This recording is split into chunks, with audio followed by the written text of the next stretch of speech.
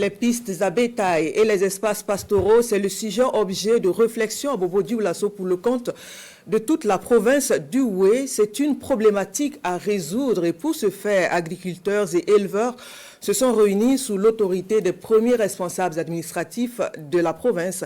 La rencontre s'est ouverte le 3 avril dernier et les acteurs se sont donné 2 jours pour les concertations. Le point de Drissa Traoré, Adama Julien Dambélé. Au cœur de cet atelier, la problématique des pistes à bétail et des espaces pastoraux dans le Houé.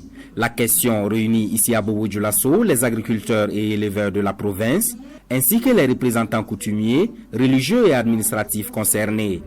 Ces parties prenantes ont 48 heures pour se concerter et définir une stratégie locale à même de prévenir les conflits liés à la pratique du pastoralisme. Nous parlons de la pression foncière où l'agriculture en a besoin pour produire, l'élevage aussi a besoin aussi de la terre aussi pour une production animale.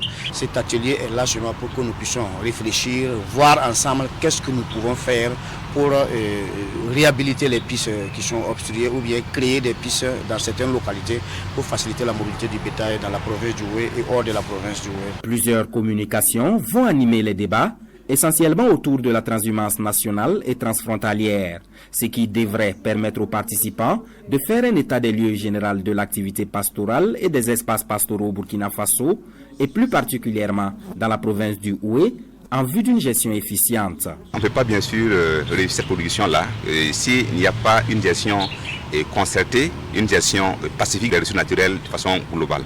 Donc c'est pourquoi nous apprécions bien sûr cette initiative qui vise bien sûr à permettre aux acteurs de pouvoir s'asseoir et échanger, au mieux gérer les conflits, d'éventuels conflits bien sûr qui surviendront bien sûr dans ce monde rural. Les recommandations issues de ces échanges feront l'objet d'actions futures d'un comité provincial, un comité qui sera également mis en place à travers cet atelier.